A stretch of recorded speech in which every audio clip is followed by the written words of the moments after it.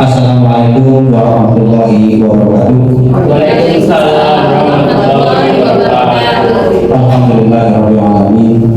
Wassalatu wassalamu ala sayyidina asyrofil anbiya'i wal mursalin wa ala alihi wa sahbihi ajma'in. Rabbi shrah li sadri wa yassir li amri wahlul 'uqdatam min lisani yafqahu qawli. Bapak-bapak, ibu-ibu, guru dan staf tata usaha SMA Negeri 19 Palembang yang sudah hadir pada pagi hari ini, yang saya hormati.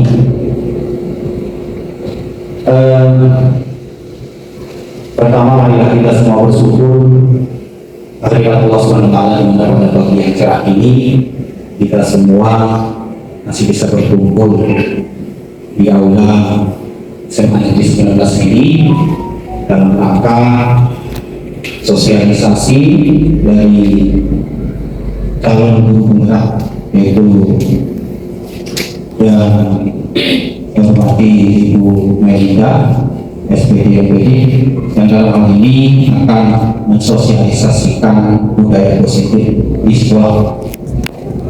Yang kedua, selamat dan salam mudah-mudahan senantiasa tercurah kepada junjungan kita dan Rasulullah SAW, para keluarga, para sahabat, dan pengikutnya hingga akhir zaman. Amin ya rabbal alamin. Bapak-bapak, ibu-ibu hadirin yang saya hormati, dalam rangka sosialisasi budaya positif di sekolah kita SMA Negeri 19 Palembang ini, calon guru penggerak yaitu Ibu Melinda SPD MPD akan berbagi pengalaman dalam pendidikannya selama mengikuti calon guru penggerak. Dan ilmu ini tentunya perlu disosialisasikan kepada bapak-bapak dan ibu-ibu, khusus yang belum mengikuti guru penggerak, dan yang sudah mengikuti guru penggerak itu ada beberapa guru di tempat kita, namun beliau sudah memiliki ilmu yang cukup untuk hal ini. Untuk itu nanti mohon sharingnya di dalam kesempatan ini. Baiklah, untuk lebih jelasnya tentang sosialisasi ini, saya persilakan kepada yang terhormat Ibu Melinda SPD MPD untuk menjabarkan apa itu budaya positif di sekolah, ataupun nanti ada selain di sekolah di dalam kelas. Kepada Ibu Melinda, waktunya dipersilakan.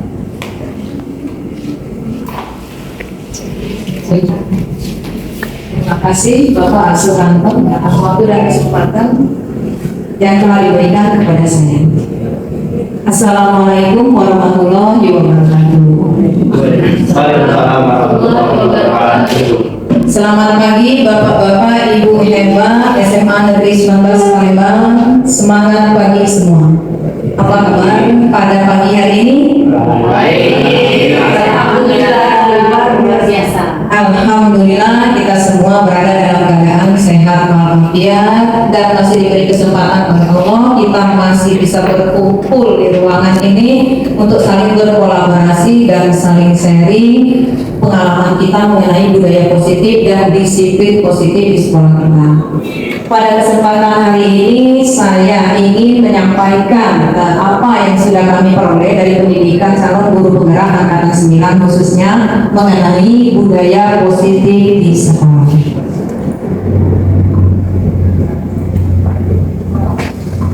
Budaya positif yang akan kita bicarakan pada hari ini itu terdiri dari perubahan paradigma belajar, kedua disiplin positif, ketiga motivasi perilaku manusia, keempat kebutuhan dasar manusia, kelima keyakinan kelas, dan yang keenam itu adalah segitiga restitusi. Perubahan paradigma belajar. Selama ini kita seringkali berpikirnya bahwa kita ini adalah guru, kita yang menjadi pusat belajar, kita yang mengelola, yang mengatur, punya hak kuasa penuh di kelas. Nah, namun setelah kami mengikuti pendidikan calon guru penggerak, kami mendapatkan suatu pencerahan bahwa ternyata paradigma itu sekarang sudah bergeser, karena yang menjadi pusat pembelajaran itu adalah siswa atau student center, ya. Jadi yang asalnya teacher center itu menjadi student center. Perubahan paradigma belajar ini, pembelajaran berpusat pada siswa dengan memberikan penghormatan sepenuhnya pada siswa, menghamba pada siswa, di mana artinya adalah segala bentuk tuntunan ditujukan untuk pemenuhan kebutuhan siswa. Sebagai guru, kita bertindak sebagai fasilitator, pendamping yang menuntun siswa menemukan perubahannya dari tidak tahu menjadi tahu, sekaligus memiliki budi pekerti yang baik. Kalimat ini merupakan kalimat prakarsa dari tokoh pendidikan besar di Indonesia, yaitu Ki Hajar Dewantara. Disiplin positif. Tujuan mulia dari penerapan disiplin positif adalah agar terbentuk murid-murid yang berkarakter, berdisiplin, santun, jujur, peduli, bertanggung jawab, dan merupakan pembelajar sepanjang hayat sesuai dengan standar kompetensi lulusan yang diharapkan. Disiplin positif ini adalah yang diharapkan dan akan kita harapkan juga sebagai guru, sebagai pendidik, bagaimana memunculkan sikap disiplin itu muncul dari diri anak sendiri, bukan karena paksaan dari guru atau karena peraturan ataupun karena takut hukuman oleh gurunya. Jadi ini karakter ini yang akan kita tekankan kepada siswa. Berikutnya motivasi perilaku manusia. Ya, menurut Diane Goshen dalam bukunya Restructuring School Discipline menyatakan ada 3 motivasi perilaku manusia. Pertama, manusia itu melakukan sesuatu untuk menghindari ketidaknyamanan atau hukuman. Kedua, untuk mendapatkan imbalan atau penghargaan dari orang lain. Ketiga, untuk menjadi orang yang mereka inginkan dan menghargai diri sendiri dengan nilai-nilai yang mereka percaya. Yang pertama, ini untuk menghindari ketidaknyamanan atau hukuman. Contohnya, siswa melanggar peraturan sekolah. Misalnya, siswa itu datang tepat waktu. Kenapa dia datang tepat waktu? Karena dia takut dihukum oleh guru piket kalau dia datang terlambat. Kenapa siswa mengumpul tugasnya tepat waktu?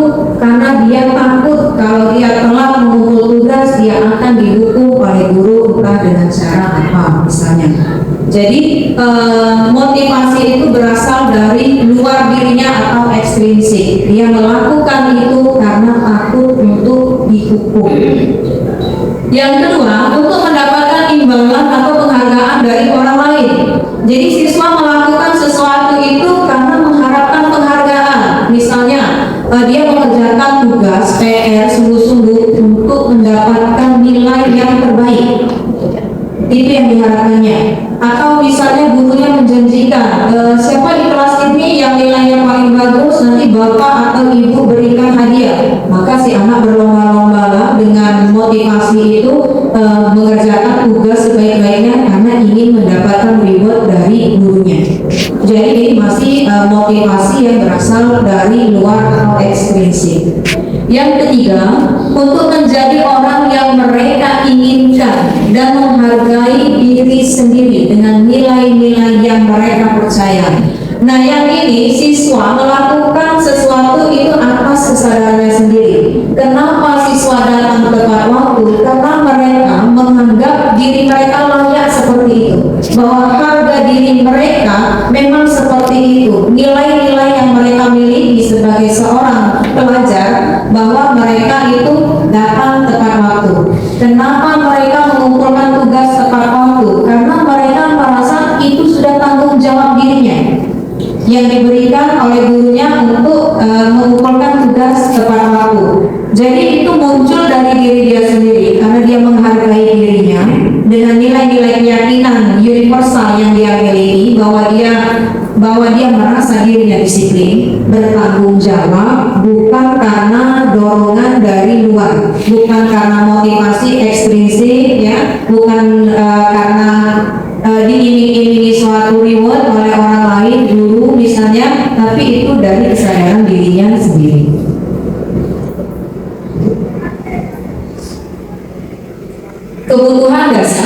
Kebutuhan dasar manusia di sini dikategorikan ada 5. Pertama, kebutuhan bertahan hidup. Kebutuhan bertahan hidup ini misalnya kita butuh makan, minum, istirahat yang cukup, itu kebutuhan bertahan hidup. Yang kedua, kebutuhan akan kasih sayang. Ini khususnya ditujukan kepada siswa kita, pelajar kita.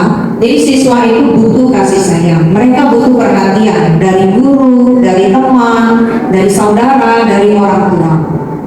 Yang ketiga, kebutuhan akan kekuasaan. Kalau kita hubungkan kebutuhan akan kekuasaan ini dengan siswa sebagai pelajar, siswa itu juga membutuhkan butuh kekuasaan. Contohnya seperti ini.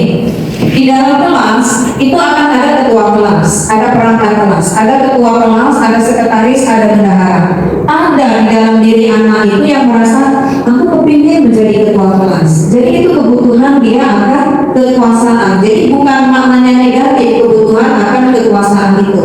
Kalau misalnya si anak ini ikut kegiatan ekstra kurikuler di sekolah. Di sekolah kita kan banyak ada 12 ekstra kurikuler, setiap anak bebas memilih. Misalnya salah satu anak ini memilih, dia memilih ikut ekskul OSIS misalnya. Kemudian ada di dalam dirinya perasaan kita mau tidak lama lagi mau mengadakan pemilihan ketua OSIS ini kan, lagi disebarkan di tiap kelas siapa calon-calonnya yang akan diajukan. Di dalam diri anak ini ada keinginan, saya ingin menjadi ketua OSIS, saya ingin mencalonkan diri saya menjadi ketua OSIS. Nah itu contoh ya, kebutuhan siswa atau anak ini akan kekuasaan. Yang keempat, kebutuhan akan kebebasan. Kebutuhan akan kebebasan ini merupakan kebutuhan akan pilihan. Jadi siswa, menurut filosofi yang dihajar Dewantara tadi dengan kata-kata tanda kutip menghamba kepada siswa, itu kita sebagai guru ini seharusnya kita bisa menuntut mereka itu belajar itu menyenangkan bagi mereka, menyenangkan, nyaman, dan mereka diberi kebebasan untuk memenuhi kebutuhannya. Seperti apa contohnya? Bisa kita memberikan tugas kelompok kepada siswa, kemudian siswa ini akan mempresentasikan per kelompok tugas mereka. Mereka kita berikan kebebasan pilihan. Mereka ini minatnya di bidang apa? Misalnya mereka mengatakan, Pak, Bu, saya ini suka menggambar. Saya mau menyampaikan ide kelompok saya ini dengan membuat poster. Silakan. Kelompok lain mungkin, Pak, Bu, kami mau menyajikan tugas kami dalam bentuk PowerPoint Canva. Silakan. Jadi mereka tidak dibatasi, tidak dikekang harus seperti ini. Disinilah mereka memiliki kebebasan untuk menentukan pilihannya, tetap dalam koridor dituntun oleh guru. Yang kelima, kebutuhan dasar itu adalah kesenangan. Nah, ini poinnya ya. Poin pada kurikulum Merdeka ini, filosofi yang diajarkan oleh Ki Hajar Dewantara itu adalah anak-anak itu belajar dengan nyaman dan senang. Itu poin utamanya. Kalau suasana di kelas dia sudah merasa senang, berinteraksi dengan teman, berinteraksi dengan guru, guru mengajar menggunakan metode model pembelajaran yang menyenangkan, otomatis itu akan membantu anak daya konsentrasinya fokus untuk bisa memahami pelajaran. Nah, jadi paradigma kita yang sebelumnya itu teacher center, bahwa guru merasa kalau kita berada di kelas bahwa power itu milik kita. Kita yang punya kekuasaan mengatur siswa, menghukum siswa. Sekarang paradigma itu kita ubah menjadi student center, bahwa kita mengajar itu berpihak atau berpusat pada murid. Kita lihat kebutuhan murid apa. Jadi tadi seperti tadi misalnya si murid tadi dia mau menampilkan tugas kelompoknya dengan poster, dengan PPT Canva, kita beri dia kebebasan. Toh itu juga tetap dia menyampaikan ide dia mengerjakan tugasnya. berikutnya yang kita bahas ini adalah mengenai keyakinan kelas, atau kalau lebih mudah dipahaminya ini kita bahasakan dengan kesepakatan kelas. Kesepakatan kelas ini sebaiknya kita buat di awal tahun pembelajaran. Pertama kali kita masuk kelas, perkenalan dengan anak, kita membuat kesepakatan kelas dengan nilai-nilai keyakinan kelas yang kita sepakati bersama. Contoh, kesepakatan kelasnya mengembalikan barang ke tempatnya. Nah, ini sebenarnya Bapak Ibu, kalau kalimatnya seperti ini biasanya berada di mana ini? Kata-kata seperti ini, mengembalikan barang ke tempatnya ini. Penghapus itu bisa penghapus papan tulis. Iya, betul Pak. Misalnya di kelas itu anak-anak kalau sedang menulis, menghapus, meletakkan spidol, menghapus di tempat yang telah disediakan di atas meja, jadi tidak sembarangan. Atau misalnya ini kita temukan di mana ini kejadiannya, mengembalikan barang di tempat ini, ya Ibu Rina, di perpustakaan, ya betul, di perpustakaan itu ada tata tertib, ditempel ya, bahwa misalnya setelah mengambil buku atau apapun benda di perpustakaan, maka sebelum meninggalkan ruang perpustakaan maka kembalikanlah kepada tempatnya. Nah, ini karakternya itu yang kita tanamkan, keyakinan kelas adalah bertanggung jawab pada si anak. Contoh lain, dilarang mengganggu orang lain. Nah, kalau ini sudah disepakati di kelas bahwa tidak boleh saling mengganggu satu sama lainnya. Jadi kalau anak melanggar peraturan itu, maka nanti akan ada penyelesaian nanti yang disebut dengan tahap segitiga restitusi. Nah, apa karakternya di sini? Kalau kita tidak mengganggu orang lain, itu karakternya adalah kita saling menghormati. Contoh lain, hadir di sekolah 15 menit sebelum pembelajaran dimulai. Nah, ini karakternya adalah karakter disiplin pada diri siswa yang akan kita tanamkan. Keyakinannya adalah disiplin atau komitmen, ya, komitmen dia pada diri dia untuk disiplin. Berikutnya, dilarang melakukan kekerasan keamanan. Nah, ini mungkin yang kita pahami, yang kita sering dengar dengan bullying, ya Bapak Ibu ya. Nah, ini dilarang keras. Jadi ini dibuatlah sebagai kesepakatan kelas, ya. Jadi ini juga termasuk pada karakter saling menghormati. Kemudian dilarang menggunakan narkoba. Nah, kalau dilarang menggunakan narkoba, ini adalah kesepakatan atau keyakinan sekolah, bukan keyakinan kelas lagi, tapi sudah lingkup satu sekolah, ya. Di sini apa karakternya yang dilanggar kalau dia menggunakan narkoba? Itu adalah dia tidak menjaga kesehatan dirinya. Sama juga misalnya dilarang merokok, itu juga merokok itu mengganggu kesehatan. Bergantian atau menunggu giliran. Nah, ini kira-kira kapan siswa-siswa kita ini menunggu giliran antrian? Kira-kira pada waktu kapan? Ada waktu sholat. Pada waktu sholat mau ambil wudhu gitu. Kemudian antri ke toilet misalnya. Apalagi misalnya ke kantin bisa juga ya Pak ya, nanti minta dilayani sama petugas kantin, jadi dia sabar mengantri. Iya. Nah, ini karakternya itu adalah menghormati orang lain dan berempati. Jadi di situ kita mendidik anak untuk berempati. Berikut posisi kontrol restitusi. Apa itu restitusi? Itu sebuah cara menanamkan disiplin positif pada diri murid atau siswa. Restitusi adalah proses menciptakan kondisi bagi murid untuk memperbaiki kesalahan mereka sehingga mereka bisa kembali pada kelompok mereka dengan karakter yang lebih kuat. Jadi kalau misalnya siswa melakukan kesalahan, kita guru ini membimbingnya, membantunya menyelesaikan masalah sampai dia menyadari kesalahan, sampai dia bisa menemukan solusi untuk dirinya sendiri.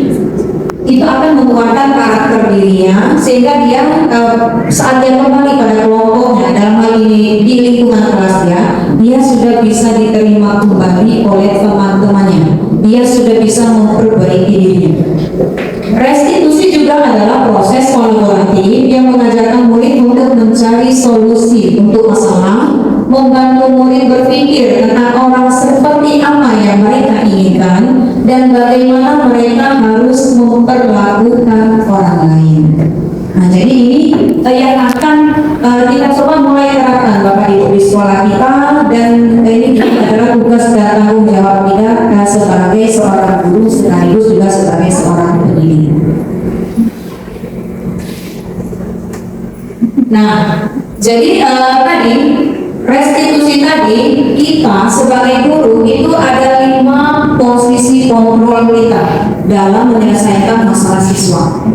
Pertama, kita berada pada posisi sebagai seorang penghubung. Seperti apa contohnya? Contohnya seperti ini. Misalnya ada siswa datang terlambat, kemudian ada guru piket di depan, ya. Guru piket ini langsung memberi hukuman kepada siswa. Begitu menyambut siswa di depan gerbang, siswa datang terlambat, katakanlah 15 menit dari jam bel masuk, guru langsung memberikan hukuman. Apakah hukuman itu misalnya memungut sampah, apakah menyiram bunga? Memang ini tujuannya baik dan bagus, tetapi posisi kita sebagai penghukum ini bukanlah posisi yang tepat. Yang kedua, membuat rasa bersalah. Membuat rasa bersalah ini seperti ini. Jadi kalau misalnya seorang siswa itu melakukan suatu kesalahan, kita guru memang tidak menghukumnya seperti tadi disuruh memungut sampah, tidak seperti itu. Tapi kita mengeluarkan kata-kata yang membuat siswa merasa bersalah. Contohnya seperti ini. Siswa ini datang terlambat, kemudian gurunya ngomong, kamu tuh kenapa datang terlambat? Kamu gak kesian sama ibu? Kalau kamu datang terlambat, ibu sebagai wali kelas nanti ditegur oleh kepala sekolah. Kira-kira bagaimana perasaan si anak itu sewaktu si ibu ngomong seperti itu? Iya, dia merasa bersalah ya. Nanti ibu guru ini akan kena marah kepala sekolah karena perbuatan saya. Walaupun kita menyampaikannya dengan kata-kata yang ya tidak kasar ya, kita mengatakannya dengan kata-kata yang lembut, tapi itu membuat siswa merasa bersalah. Yang ketiga, kita memposisikan diri kita sebagai teman kepada siswa ini. Jadi misal tadi siswa datang terlambat, kita sambut dia, kita tanya, kenapa nak kamu datang terlambat?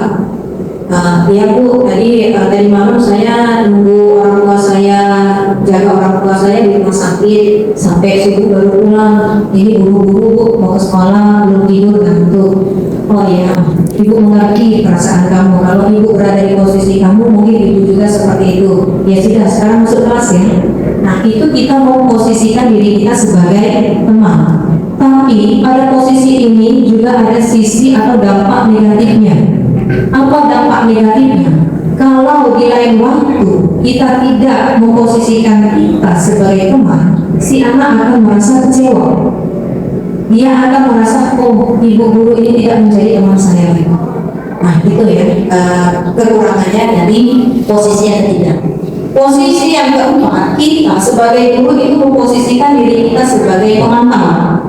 Kalau kita sebagai pemantau itu sebenarnya juga seperti menghakimi gitu ya. Kita sudah punya data-data gitu ya. Nanti si anak datang terlambat, kita sambut, kita tanya, kenapa kamu datang terlambat? Ini menurut catatan, ini sudah yang ketiga kalinya ya kamu datang terlambat. Nah itu fungsi guru sebagai pemantau. Yang ketiga, ini posisi kita sebagai seorang guru sebagai manajer dalam menyelesaikan masalah siswa. Seperti apa posisi kita sebagai manajer? Kita akan menanyakan kepada siswa kenapa alasan dia terlambat. Kemudian kita berempati, kita bisa berempati ya dengan kenapa dia terlambat. Kemudian kita bimbing dia. Kita tanya keyakinan kelas apa atau keyakinan sekolah apa kira-kira yang sudah kamu lakukan karena kamu terlambat. Siswa menyadari, oh ya Bu, saya datang terlambat berarti saya sudah menyalahi keyakinan sekolah yaitu melanggar tata tertib. Kemudian kita bimbing dia, setelah ini apa kira-kira solusi yang bisa kamu lakukan agar ini tidak terulang lagi. Nah dia bisa mikir, kalau tadi dia datangnya terlambat karena menunggu orang tuanya di rumah sakit sampai subuh, mungkin dia mikir dan berkata seperti ini, oke baiklah Bu, mungkin nanti malam saya bergantian dengan kakak saya menjaga ayah di rumah sakit. Saya menjaga sampai jam 9, setelahnya kakak saya jaga, saya pulang, saya bisa tidur supaya besok saya tidak kesiangan datang ke sekolah. Nah ini fungsi yang ideal kita sebagai manajer. Nah ini langkah-langkah segitiga restitusi ini yang akan kita lakukan kalau posisi kita tadi berada pada seorang manajer. Langkah pertama itu kita akan menstabilkan identitas. Ya, pada menstabilkan identitas ini kita menanyakan kepada siswa alasan kenapa dia datang terlambat. Karena setiap perbuatan, setiap perilaku itu ada alasan. Yang kedua, validasi tindakan yang salah. Ya, di sini kita mengirim siswa untuk paham tahu kenapa tindakan dia yang mana yang salah, bahwa misalnya tadi dia melanggar tata tertib, ya dia menyadarinya sendiri. Dan yang ketiga, menanyakan keyakinan. Kita tanyakan dengan dia, dengan kalau kamu datang terlambat ini, keyakinan atau kesepakatan sekolah apa yang sudah kamu langgar? Karena kesepakatan itu sudah dibuat bersama, jadi dia mengerti, dia paham bahwa saya melanggar tata tertib sekolah. Nah ini langkah-langkah segitiga restitusi ya tadi yang akan dilakukan. Pertama itu menstabilkan identitas ya. Kedua validasi tindakan yang salah. Itu suatu pertanyaannya. Adakah cara yang lebih efektif untuk mendapatkan apa yang kamu butuhkan? Kamu tentu punya alasan mengapa melakukan itu. Kemudian menanyakan keyakinan kelas apa yang telah kita sepakati, atau kamu ingin menjadi orang yang seperti apa.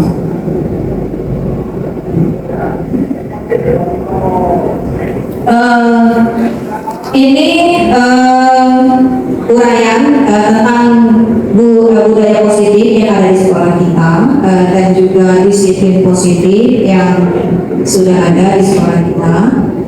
Saya akan menunjukkan video contoh kasus yang ditangani atau dikelola dengan menggunakan tahapan segitiga restitusi dengan posisi guru ini sebagai seorang manajer.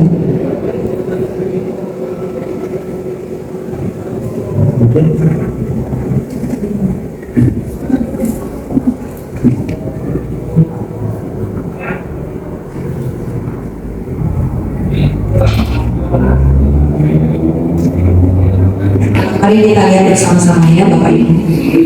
Waalaikumsalam. Ya, nanti saya masuk. Ya, bisa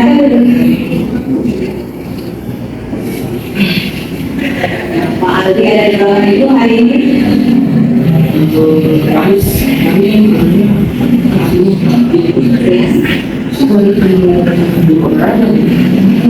tahu-tahunya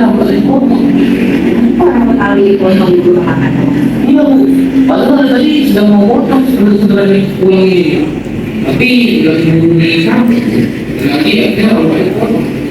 Kali tahu tadi kan saya sekolah, tapi mereka ini nyesel dari lain, itu tas kedua orang lain. Yang di sini Apa yang terjadi?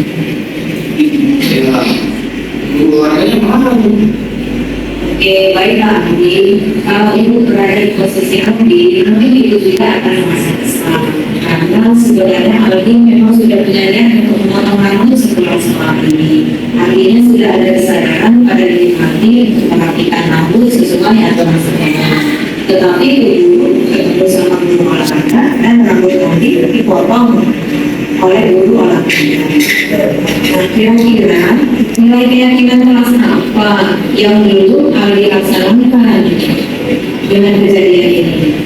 Kejadian yang saya laksanakan, mungkin adik belum dapat sekolah, yang mana sekolah menentukan kita itu tidak boleh rambut kita itu tidak boleh dari SMP. Kita jika melanggar peraturan sekolah, itu mematuhi dan mengawasi guru. itu tidak perlu orangnya. Oke, baiklah, karena Aldi sudah menyadari kesalahan Aldi, sekarang apa langkah yang akan Aldi lakukan untuk menyelesaikan permasalahan Aldi? Pertama-tama Aldi akan minta maaf kepada ibu orangnya. Setelah itu sepulang ini Aldi langsung ke tempat orang. Oke, baik Aldi, itu ide yang sangat bagus. Aldi telah menyadari kesalahan Aldi dan Aldi akan memperbaikinya dengan cara memenuhi guru olahraga dan minta maaf atas sikap Aldi tadi, dan segera setelah pulang sekolah ini Aldi akan memotong rambut Aldi. Oke, baiklah Aldi, sekarang Aldi boleh kembali ke kelas dan mengikuti kembali pelajaran selanjutnya. Sama-sama Aldi. Waalaikumsalam.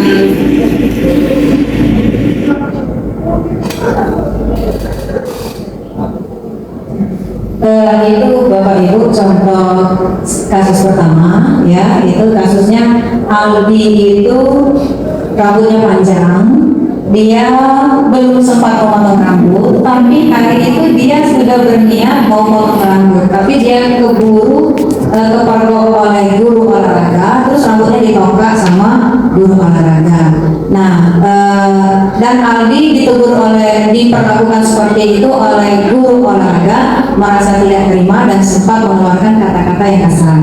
Akhirnya Aldi disuruh menemui saya sebagai wali kelasnya, sehingga terjadilah proses pemecahan masalah Aldi ini tadi menggunakan tahapan-tahapan segitiga restitusi.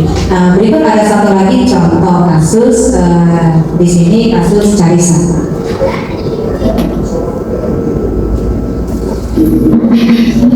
Waalaikumsalam, silakan masuk Carissa.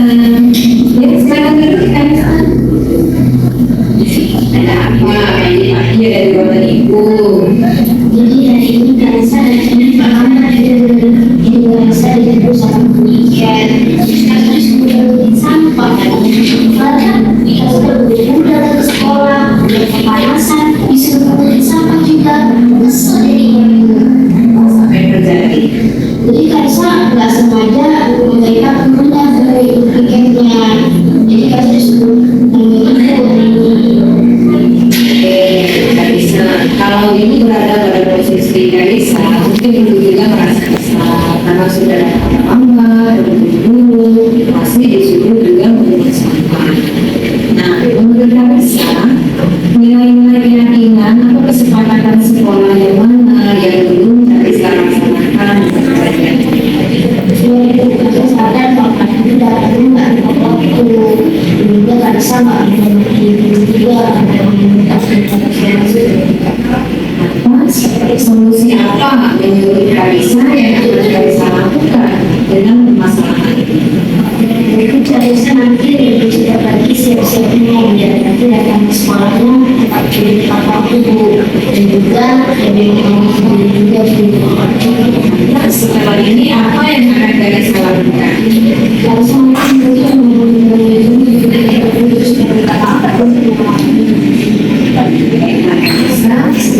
Carissa sudah menyadari kesalahan Carissa dan Carissa juga sudah mengerti bagaimana seharusnya bersikap menghormati menghargai orang yang lebih tua dalam aktivitas guru dan bagaimana cara membantu anak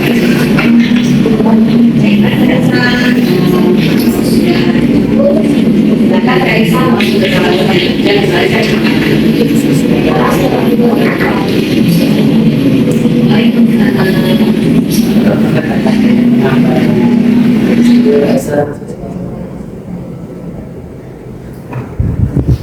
Nah, itulah Bapak Ibu, ini contoh kasus kedua ini Carissa datang terlambat ke sekolah, kemudian di depan gerbang dia dicegat oleh guru piket, dia dihukum, disuruh memungut sampah, dia merasa kesal Carissa karena sudah buru-buru dan terlambat, panas, disuruh memungut sampah.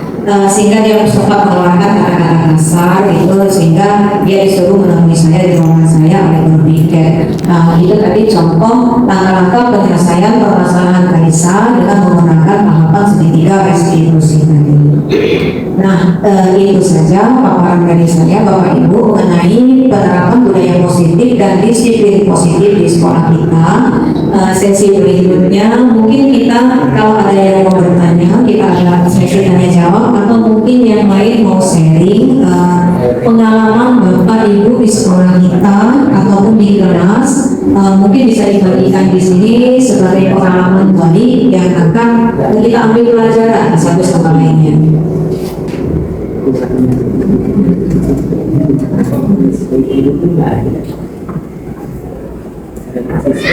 Baiklah Bapak ini sesi ini sesi tanya jawab. Mungkin Bapak Ibu akan ada yang bertanya atau ada yang mau berbagi pengalaman, boleh, karena di sini sosialisasi. Nah, kemudian Ibu ini lulusan CGP. Kalau misalnya ada masukan nanti. Nah, ada Ibu dari Ibu Rahma ya. Silakan Ibu, mau apa yang bertanya?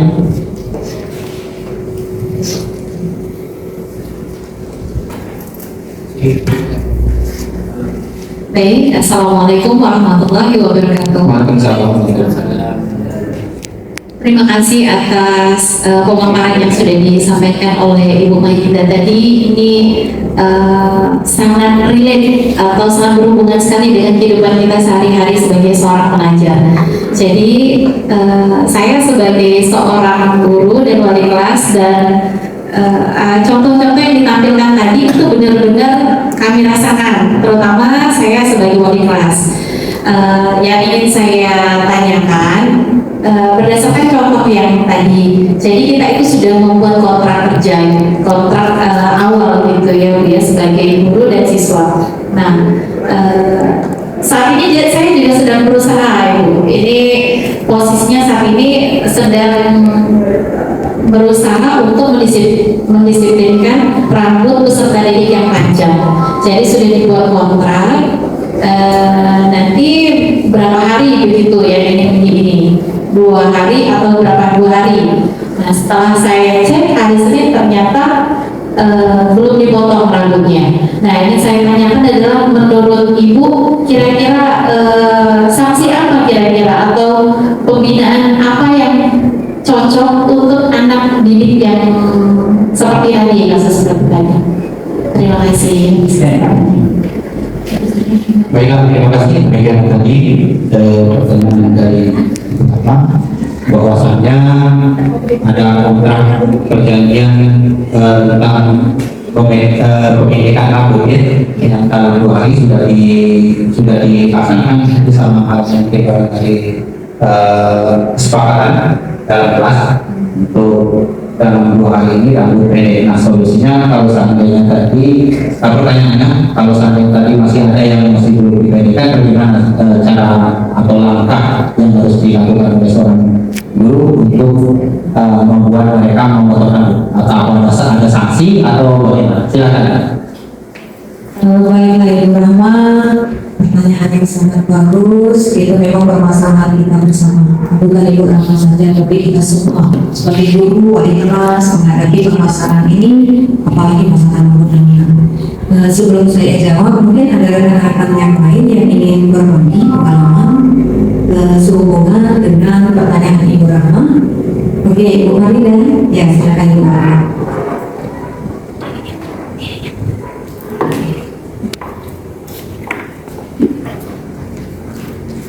Assalamualaikum warahmatullahi wabarakatuh. Waalaikumsalam warahmatullahi wabarakatuh. Terima kasih atas kesempatan yang diberikan pada saya. Ini bukan apa ya, saran atau apa, hanya segala lagi saja Bu. Pemaparan yang diberikan oleh Bu Maida tadi sudah hebat, sudah super bagus. Ini sebenarnya tentang kesepakatan kelas yang harus kita pupuk dari awal dulu dan akan kita buatkan menjadi kesepakatan sekolah. Tuh, kesepakatan kelas kita biasakan untuk membentuk dari awal kita mata pelajaran. Boleh itu mata pelajaran dan mata kelas saja. Nah, itu mata pelajaran itu membentuk dari siswa. Siswa itu awalnya dikasih not dulu. Mau mereka apa dulu? Ya, maaf Bu, sebenarnya berbagi sedikit. Nah, untuk kesepakatan kelas tidak ada kata dilarang. Dilarang membuang sampah, dilarang memakai narkoba, tidak ada. Ya, bahasanya lebih mungkin anak-anak bahasa tidak ada di sini. Ya, lebih halus lagi. Misalnya kembalikan buku di tempatnya. Atau kalau kita biasanya kalau orang bahasa atau ada bahasa non negatif lagi, baguskah saya di sini? Nah, pasang gambar sampah yang tidak bagus di situ. Layakkah saya di sini? Itu bahasanya lebih halus lagi. Nah, untuk rambut tadi, rambut sebenarnya itu tadi untuk filosofi Kaiser Dewantara tidak ada larangan.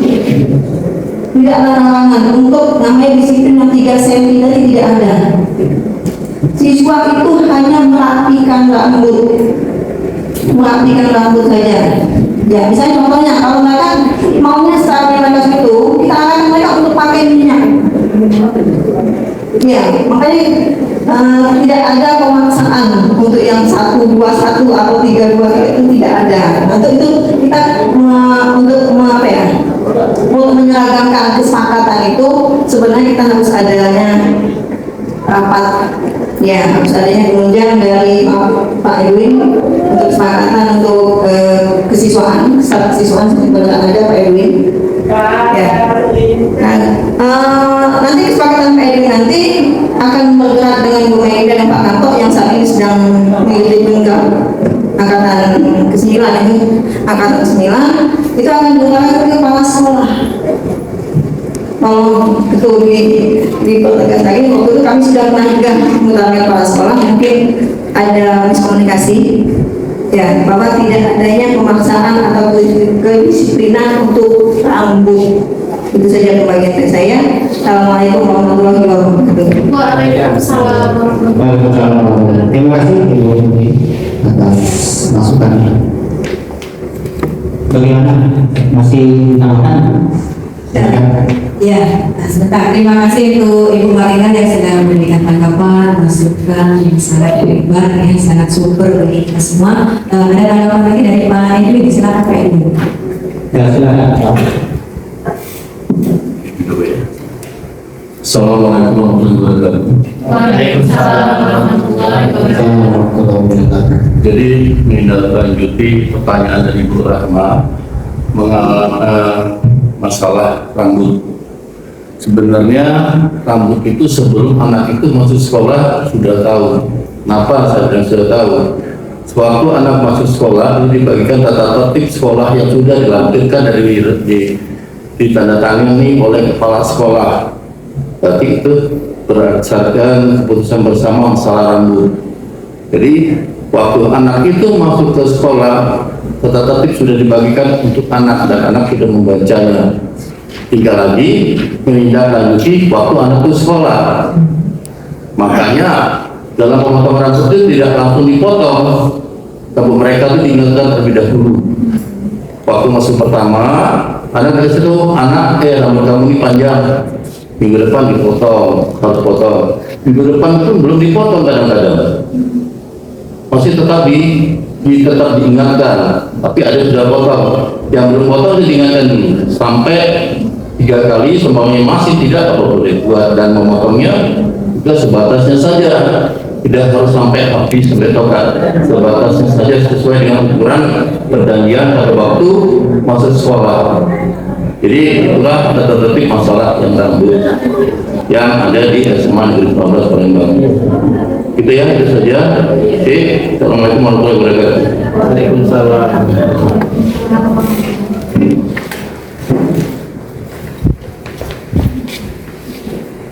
Terima kasih disampaikan kepada Pak Edwin atas pertanyaan lagi kepada Ibu Menteri bagaimana? Ya, terima kasih Pak Edwin untuk tanggapannya. Jadi kembali kepada pertanyaan Ibu Rahma tadi, bagaimana kalau si anak ini di awal kita sudah punya kesepakatan di akhir kelas ya bahwa rambut harus rapi, ya intinya rambutnya harus rapi. Kemudian sudah kita bina, sudah kita lakukan langkah-langkah segitiga restitusi ini, tetapi si anak masih juga mengulangi perbuatannya. Nah, kalau mereka kita sudah melakukan langkah-langkah ini dan si anak masih mengulanginya, maka tata tertib itu memang harus ditegakkan. Ya, karena kita tidak bisa membiarkan si anak berlarut-larut. Artinya seperti ini, kalau saya ngomong dengan anak-anak di kelas, anak-anak, kalau kalian bisa menertibkan diri kalian sendiri, kalian bisa mendisiplinkan diri kalian sendiri, maka tata tertib itu hanya tinggal tulisan saja, karena itu sudah ada di dalam diri kita. Tetapi kalau kita tidak bisa menertibkan diri kita sendiri, kita tidak bisa mendisiplinkan diri kita sendiri, maka harus ada orang lain yang akan menertibkan dan mendisiplinkan diri kita. Itulah yang namanya menegakkan peraturan. Peraturan tadi seperti kata Pak Edwin, itu dibuat berdasarkan kesepakatan bersama. Ya, itu kita musyawarahkan peraturan itu di awal tahun pembelajaran. Diketahui kepala sekolah, guru-guru, ya, dan juga kita mengundang wali murid, ya, ada pertemuan. Kita mensosialisasikan bahwa ini peraturan sekolah. Nah, tadi kita jalankan peraturan itu, kita berusaha ke depan menerapkan ya tahap-tahapan segitiga restitusi ini. Tapi kalau si anak sudah kali dibina dengan cara ini masih tidak bisa menyadari, tadi peraturan harus tetap kita tegakkan. Artinya itu tadi ya, si anak tidak bisa, dia tidak bisa memahami, menyadari itu dari dirinya sendiri. Nah itu artinya pendisiplinan itu harus ada penguatan dari kita sebagai guru, ya, dari wakil kesiswaan, dari Pak Edwin, ya, staf kesiswaan, dari pembina OSIS, dan juga dari kita semua guru ya, warga sekolah ini, wali kelas, guru, itu tanggung jawab kita. Nah mungkin itu saja dari Ibu Rama. Tanggapannya bagaimana? Ya. Oke, berikutnya ada lagi dari Ibu Rusmi. Silakan Ibu Rusmi. Ya. Terima kasih Ibu Maidina atas waktunya. Berkaitan dengan yang segitiga tadi itu, kita kan di awal sudah membuat kesepakatan ini. Nah, kesepakatan itu biasanya dengan siswa kita sendiri, perwalian kita, atau dengan siswa yang kita ajar.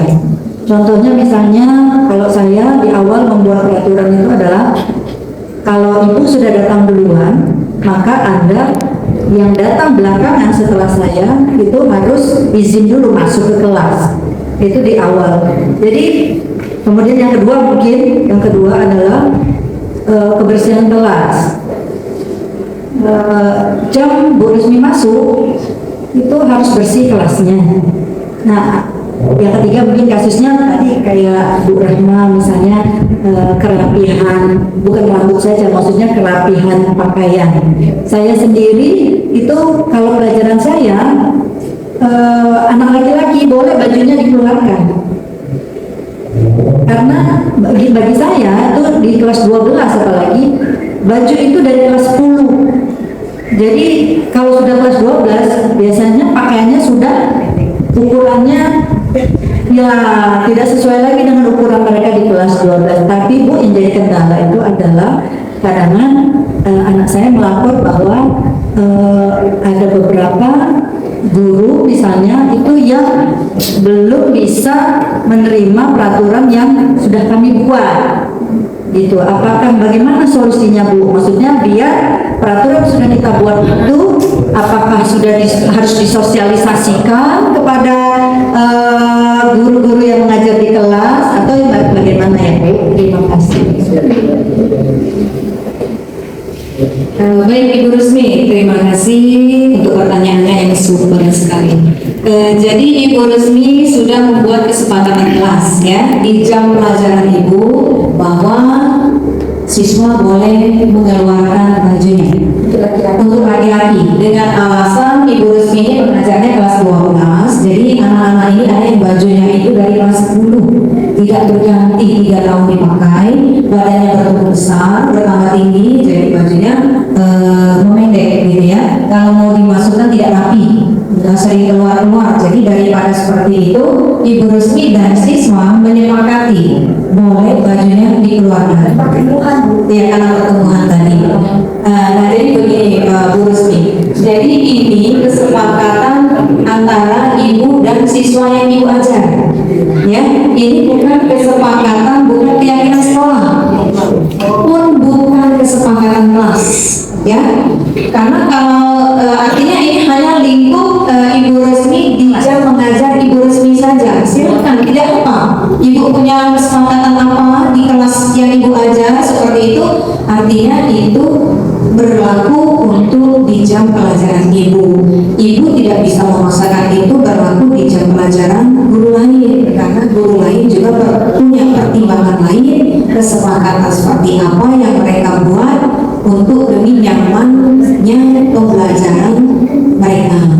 Nah, mungkin nanti itu saja tanggapan saya, Ibu Rusmi. Bagaimana Ibu Rusmi? Ya, terima kasih. Ya, baiklah. Untuk sesi ini cukup penyampaian mengenai budaya positif dan disiplin sekolah yang sudah kita laksanakan di sekolah kita, SMA Negeri 19 Palembang yang tercinta ini.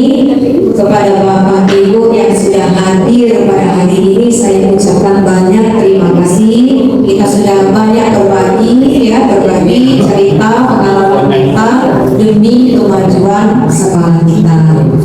Itu saja dari saya. Assalamualaikum warahmatullahi wabarakatuh. Berikutnya saya kembalikan kepada kami. Baiklah Bapak Ibu hari ini yang saya hormati, demikian tadi pemaparan tentang budaya positif di sekolah ataupun di dalam kelas yang telah disampaikan oleh calon CGP yaitu Ibu Mainda SPD yang sudah memaparkan dengan gamblang. Mudah-mudahan apa yang telah disampaikan itu akan menjadi tambahan referensi bagi kita atau pengetahuan bagi kita semua, khususnya yang ada dalam ruangan ini. Dan mudah-mudahan kalau ada baiknya marilah kita sama-sama kembangkan, dan kalau ada kekurangannya marilah kita nanti dimusyawarahkan untuk diperbaiki untuk lebih baik lagi. Terima kasih kepada seluruhnya, terutama Bapak Ibu yang sudah hadir pada siang hari ini. Marilah acara yang kita tutup bersama dengan Alhamdulillah dengan membacakan hamdalah. Alhamdulillah. Wabillahi taufiq wal hidayah. Wassalamualaikum warahmatullahi wabarakatuh. Waalaikumsalam warahmatullahi wabarakatuh.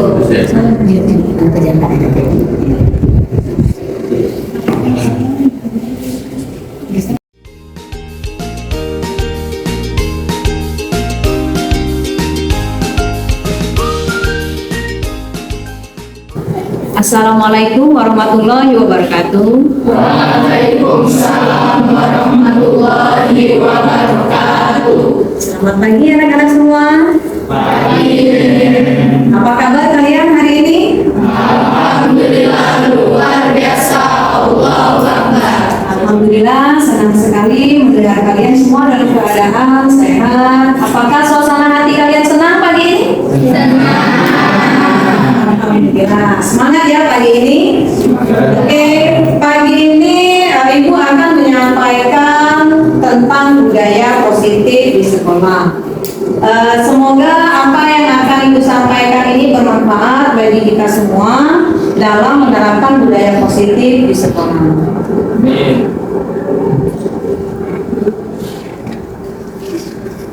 Apa saja yang ada di dalam budaya positif yang akan kita bahas pada hari ini? Itu pertama adalah paradigma belajar, kedua disiplin positif, ketiga motivasi perilaku manusia, keempat kebutuhan dasar, kelima keyakinan kelas, dan keenam segitiga restitusi. Disiplin positif ya. Yang dimaksud dengan tujuan disiplin positif ini bertujuan penerapan disiplin positif adalah agar terbentuk murid-murid yang berkarakter, berdisiplin, santun, jujur, peduli, bertanggung jawab, dan merupakan pembelajar sepanjang hayat sesuai dengan standar kompetensi lulusan keberhasilan yang diharapkan. Maksud dari penerapan disiplin positif ini adalah agar siswa mampu menyadari, memahami bahwa disiplin itu sebaiknya adalah muncul dari diri sendiri. Walaupun ada muncul motivasi dari luar, tetapi sebaiknya disiplin itu muncul dari diri kita sendiri, sehingga kita semua warga sekolah ini nantinya akan memiliki karakter seperti disiplin, santun, jujur, peduli, bertanggung jawab. Dan kita semua, kalian siswa termasuk juga guru, ini adalah pembelajar sepanjang hayat. Artinya belajar itu tidak dibatasi oleh usia. Belajar itu dari kecil hingga sampai kita tua, kita tetap sebagai pembelajar. Itu yang dikatakan sebagai pembelajar sepanjang hayat, Jadi tidak ada kata berhenti untuk belajar. Berikutnya motivasi perilaku manusia, Dayani dosen dalam bukunya Restructuring School Discipline menyatakan bahwa ada 3 motivasi perilaku manusia. Pertama, untuk menghindari ketidaknyamanan atau hukuman. Jadi manusia itu taat pada hukum, taat pada tata tertib karena dia menghindari hukuman saja. Contoh, misalnya, kenapa siswa itu datangnya tepat waktu, tidak terlambat? Karena takut nanti dihukum. Kalau misalnya datangnya terlambat, ketahuan sama guru piket, terus dihukum. Jadi dia datang ke sekolah tepat waktu bukan karena kesadaran diri, tapi karena takut dihukum. Yang kedua, untuk mendapatkan imbalan atau penghargaan dari orang lain. Contoh tadi misalnya anak ini rajin belajar, mau dapat prestasi, mau dapat nilai yang bagus karena gurunya menjanjikan. Jadi kalau kalian dapat nilai yang bagus, ibu guru kasih hadiah Nah artinya dia melakukan sesuatu itu bukan dari kesadaran dirinya sendiri, tapi dia mengharapkan imbalan. Baik itu berupa hadiah atau berupa nilai besar, imbalannya akan dia dapatkan. Yang ketiga, untuk menjadi orang yang mereka inginkan dan menghargai diri sendiri dengan nilai-nilai yang mereka percaya. Jadi yang ketiga ini, seseorang melakukan sesuatu itu karena memang dia ingin. Kenapa saya datang tepat waktu? Kenapa saya tidak mau datang terlambat? Karena memang saya ingin disiplin. Saya ingin datang ke sekolah tepat pada waktu. Kenapa? Karena dia menghargai dirinya sendiri. Karena dia merasa bahwa diri saya pantasnya seperti ini, diri saya layaknya seperti ini. Saya seorang siswa, layaknya saya datang ke sekolah itu tepat waktu, bukan terlambat. Jadi bukan karena motivasi lain, bukan karena ingin dapat imbalan atau karena takut dihukum. Kebutuhan dasar, kebutuhan dasar ini ada 5. Pertama, kebutuhan untuk bertahan hidup. Contohnya kebutuhan untuk bertahan hidup ini kita butuh makan, minum, tidur, kemudian kebutuhan kasih sayang. Kasih sayang ini perhatian dari orang tua, dari teman, dari guru, dari orang-orang yang kita sayangi yang ada di sekeliling kita, Kemudian yang ketiga, kebutuhan akan kekuasaan. Kebutuhan kekuasaan ini kalau pada diri siswa itu, contohnya dalam diri kalian, misalnya nih kita kerja kelompok, di dalam kelompok itu tentu akan ada ketua kelompok. Nah, ada dalam diri kalian itu, aku kepingin jadi ketua kelompok. Atau misalnya dalam lingkup kelas, aku kepingin jadi ketua kelas, aku kepingin jadi sekretaris kelas. Itu kebutuhan akan kekuasaan. Lingkup lebih besar lagi, lingkup sekolah, kita punya eskul Ada berapa banyak eskul di sekolah kita? 12. Ada 12. Eskul apa saja? Ada OSIS, kemudian 3P, seni, apa lagi? Presisi, pramuka, PMR, basket, karate,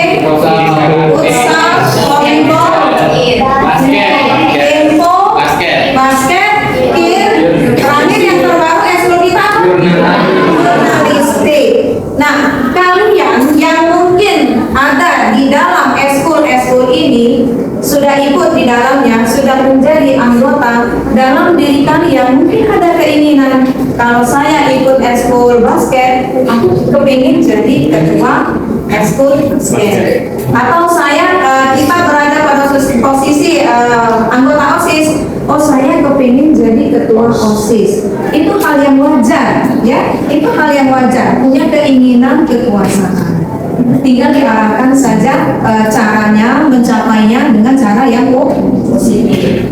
Yang keempat, kebutuhan akan kebebasan. Kebutuhan akan kebebasan ini kebutuhan akan pilihan untuk memilih. Contoh, kalian sekarang di kelas 11. Waktu kalian di kelas 10 mau naik ke kelas 11, kalian memilih sendiri kelas kalian, betul kan? Betul. Iya, bagaimana kemarin cara memilih kelasnya?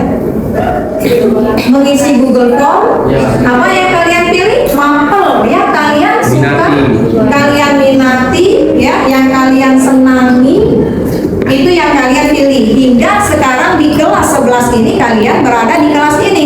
Ini karena pilihan kalian. Kalian tidak dipilihkan oleh orang tua, kalian tidak dipilihkan oleh guru, tapi kalian memilih sendiri kelas yang sekarang kalian berada.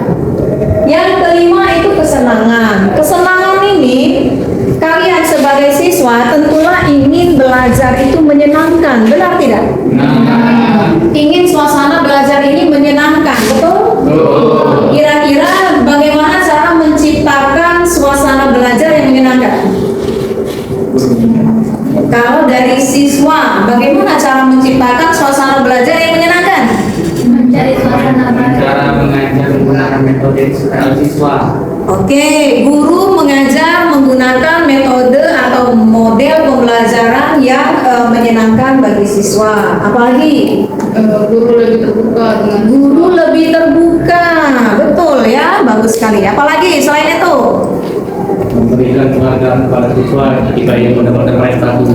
Oke, memberikan penghargaan pada siswa ketika mereka melakukan suatu hal yang positif atau prestasi. Apalagi?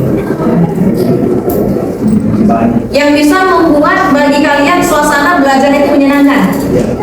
Apalagi coba?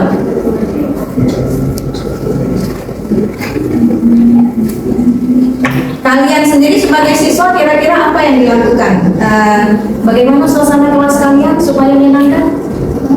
Kita tahu. Ya, kelasnya bagaimana? Supaya menyenangkan, nyaman kelasmu? Ada bercanda, Oh, diselingi games, oke. Kemudian apa lagi? Lingkungan kelasmu bagaimana supaya kau di dalamnya nyaman, senang, bersih, iya kan? Benar tak? Kalau kelasnya bersih, rapi, tertata, belajarnya juga menyenangkan, betul tidak? Oke, ya sekarang kita lanjutkan. Berikut ini posisi kontrol restitusi, ya. Restitusi ini sebuah cara menanamkan disiplin positif pada murid. Jadi ini suatu cara, restitusi ini suatu cara bagaimana menanamkan disiplin yang positif pada murid atau siswa, ya. Restitusi adalah proses menciptakan kondisi bagi murid untuk memperbaiki kesalahan mereka sehingga mereka bisa kembali pada kelompok mereka dengan karakter yang lebih kuat. Ada lagi, restitusi juga adalah proses kolaboratif yang mengajarkan murid untuk mencari solusi untuk masalah dan membantu murid berpikir tentang orang seperti apa yang mereka inginkan dan bagaimana mereka harus memperlakukan orang. Seperti apa contohnya restitusi ini? Jadi di sini peran guru itu membantu siswa itu. Kalau siswa menghadapi suatu masalah, melanggar tata tertib, contohnya di sekolah, maka guru bisa membantu siswa supaya dia menyadari sendiri kesalahannya. Jadi bukan guru yang menunjuk dia bahwa oh engkau salah, salahmu ini, bukan seperti itu. Tapi guru membimbing dengan pertanyaan-pertanyaan sampai siswa menyadari kesalahannya apa, ya. Kemudian dia bisa memikirkan solusinya, dibimbing solusinya seperti apa, dan dia katanya kembali pada kelompok mereka ya, dan dengan karakter yang lebih kuat. Kembali ke kelompok mereka, artinya kembali lagi ke kelas dan dia bisa diterima oleh teman-temannya dengan karakter yang lebih kuat atau lebih baik.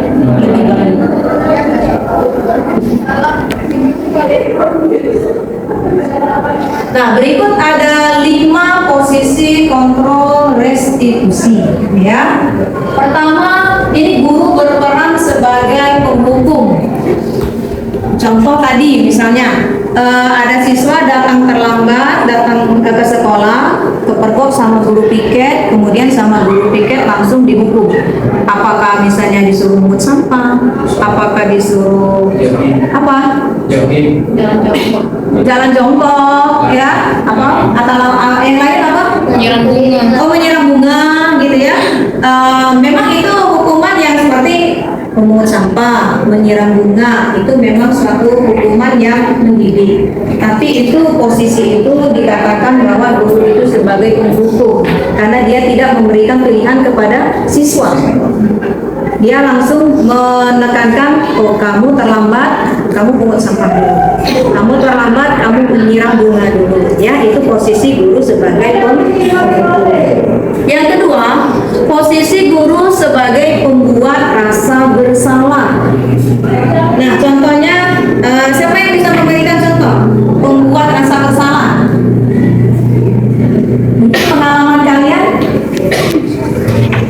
Ada pengalaman yang rasanya dipojokkan oleh guru karena melakukan suatu kesalahan? Ya, apa contoh kasusnya? Apa misalnya? Gak apa disampaikan?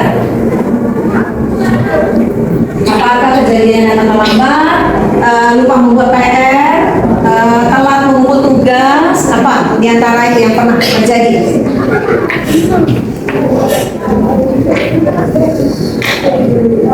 Siapa yang punya pengalaman? Lutfi? Punya pengalaman? Dihukum oleh guru sampai merasa bersalah. Ya, hidup. Saya pernah pengalaman ketika tidak membuat tugas guru. Saya langsung dihukum tegak ke depan dan guru langsung berusaha bilang saya kalau untuk kedepannya harus dibuat lagi tugasnya. Itu tuh sebagai tanggung jawab kalian sendiri gitu. Kayak saya jadi setelah dihukum gitu saya langsung berpikir, oh iya benar, betul saya ada tanggung jawab dan itu harus dikerjakan tugas itu. Sampai saya dipojokkan gitu, dipermalukan di depan kelas kan. Jadi seperti itu men. Iya. Pengalaman saya. Iya, terima kasih Rido ya untuk berbagi pengalamannya. Jadi memang itu salah satu juga bentuk penghukuman membuat rasa bersalah. Yang tidak mengerjakan tugas tadi dihukum berdiri di depan, jadi dia punya rasa bersalah dan merasa malu memang ya berada di depan, berdiri di depan. Tapi itu menjadi efek jerah, walaupun itu memang bukan bentuk hukuman yang baik ya. Oke, berikutnya posisi guru itu sebagai teman dalam menyelesaikan masalah siswa. Dalam posisi ini guru itu bila siswa melakukan kesalahan, dia menanyakan lebih dahulu ya masalahnya apa, kenapa dia melakukan itu ya. Jadi dia ngobrol bareng gitu ya, posisinya sebagai teman, tidak langsung menyalahkan. Kemudian yang keempat sebagai pemantau. Sebagai pemantau ini ya guru juga lebih pada penekanan disiplin ya, lebih pada penekanan disiplin, juga masih belum berada pada posisi yang membuat siswa ini merasa nyaman dengan kesalahan yang dilakukannya. Nah, yang ketiga, ini posisi yang ideal ya bagi seorang guru dalam menyelesaikan masalah, yaitu posisi sebagai seorang manajer. Bagaimana perilaku seorang guru ini sebagai seorang manajer? Dia akan melakukan 3 langkah restitusi. Ya, pertama, kita lanjut dulu. Posisi guru sebagai seorang manajer tadi, dia akan memahami siswa yang melakukan kesalahan tersebut, ya. Kemudian dia akan membimbing siswa bagaimana menemukan solusi dari permasalahan itu. Kemudian meyakinkan siswa siswa bahwa pelanggaran apa yang sudah dilakukannya dan kembali bisa menyadari kesalahannya yang memperbaiki kesalahannya. Sekarang kita lanjutkan pada keyakinan kelas.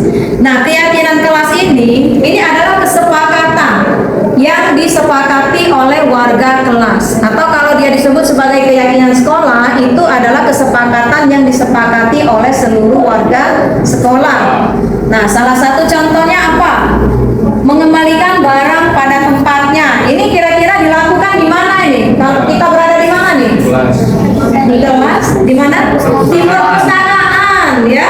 Kalau kita masuk perpustakaan, mengambil buku, setelahnya jangan meninggalkan buku di atas meja. Sebelum kita meninggalkan ruangan, kembalikanlah buku itu ke rak buku.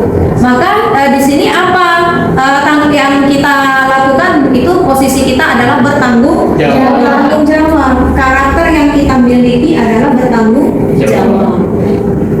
Kedua, misalnya dilarang mengganggu orang lain. Nah, ini kira-kira di mana nih kita melakukannya yang ini?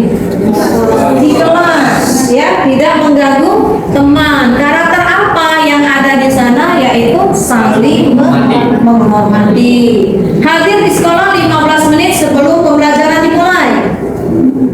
Ini di mana nih kita lakukan? Ini kesepakatan kelas apa kesepakatan sekolah? Kesepakatan sekolah. Ya, karakter apa yang kita ini? Komitmen, ya. Komitmen dan disiplin. Hadir di sekolah 15 menit sebelum pelajaran. Itu komitmen. Kemudian dilarang melakukan kekerasan keamanan. Ini biasanya berlakunya ada di mana? Di kelas ada. Di kelas ada. Di lingkungan sekolah juga ada. Ya. Kalau kita melakukan kekerasan keamanan, itu keyakinan kelas apa yang kita langgar? Saling menghormati, ya. Jadi kalau kita melakukan kekerasan dengan orang lain atau dengan istilah bullying, berarti kita tidak menghormati orang lain. Kemudian dilarang menggunakan narkoba. Ini kesepakatan apa? Keyakinan sekolah, ya. Dan ini melanggar dari karakter berupa kesehatan, ya. Bergantian atau menunggu giliran. Di saat kapan biasanya kita menunggu giliran? Di kantin, di WC, ya, menggunakan toilet, di musola waktu mau berwudu, ya. Nah, ini karakter yang kita ini apa? Menghormati orang lain dan berempati, ya. Berada pada antrian itu berempati. Kemudian dilarang merokok, ya, dilarang merokok, menggunakan masker kesehatan. Kapan kita menggunakan masker? Situasi sekarang, kondisi di mana kota Palembang sekarang darurat kabut asap, ya. Khususnya kalian yang berkendaraan roda 2 atau motor dari rumah ke sekolah, gunakanlah masker. Di sekolah kalau masih memungkinkan kita membuka masker, bisa kita buka. Tapi kalau kondisinya juga rasanya kita butuh memakai masker di lingkungan sekolah, silakan memakai masker.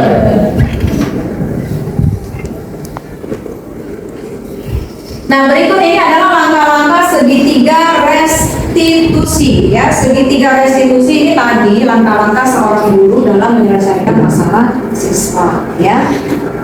Pertama itu menstabilkan identitas. Menstabilkan identitas itu dengan cara bertanya kepada siswa apa permasalahannya, ya. Contoh nih, misalnya Aldi ini datangnya terlambat ke sekolah.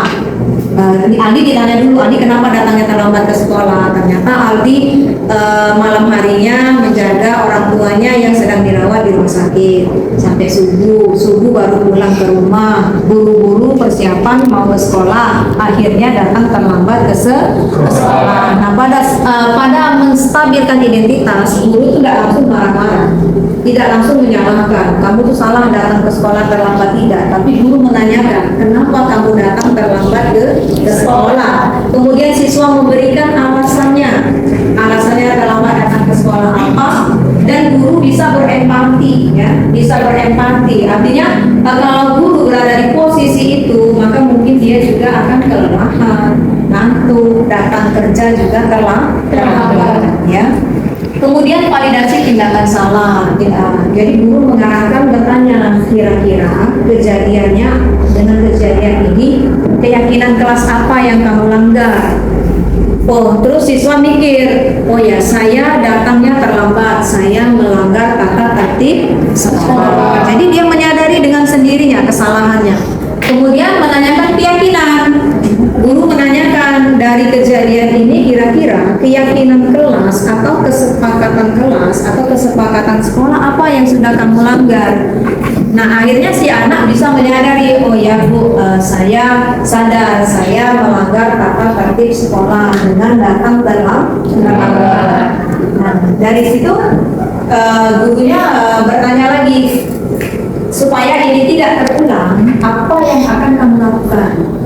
Nah, jadi si anak berpikir, kira-kira ini solusinya apa ya supaya besok saya datang ke sekolah tidak lagi terlambat. Nah, jadi dia mungkin bisa berpikir, oh ya Bu, nanti saya akan gantian dengan kakak saya menjaga orang tua saya. Saya jaganya sampai mungkin jam 9 malam, pulang, nanti kakak yang gantikan menjaga, sehingga besok pagi si Aldi bisa datang ke sekolah tidak terlambat.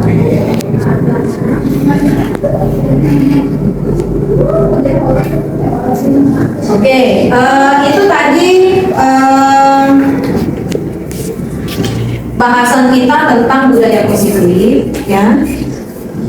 Di sini Ibu ada juga contoh video kasus, ya.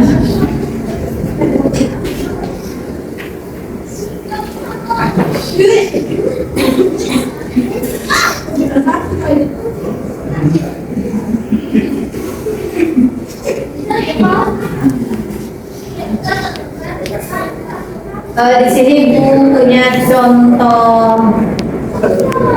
ada dua kasus sih contoh video gitu ya. Mungkin salah satu Ibu tampilkan kasus siswa yang melanggar peraturan sekolah, kemudian bagaimana cara guru menyelesaikannya dengan menggunakan tahapan-tahapan segitiga restitusi.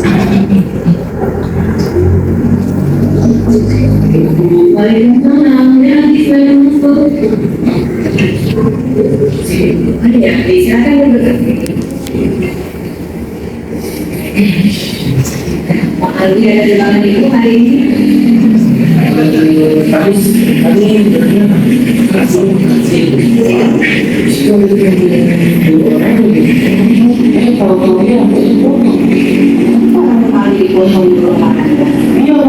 Padahal tadi sudah memotong mulai, tapi sudah buru dilihat.